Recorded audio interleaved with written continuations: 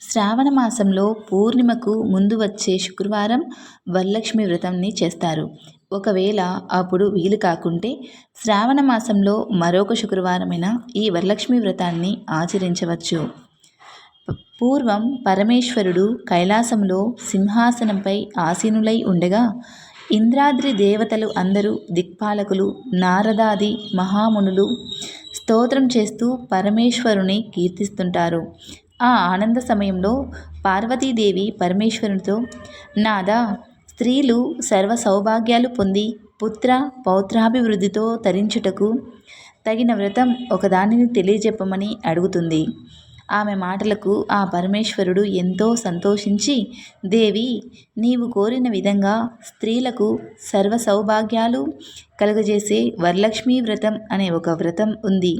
ఈ వ్రతాన్ని శ్రావణ మాసంలో పూర్ణిమకు ముందు వచ్చే శుక్రవారం నాడు ఈ వరలక్ష్మి వ్రతం చేయాలి అని ఆ పరమేశ్వరుడు పార్వతీదేవికి వివరించారు.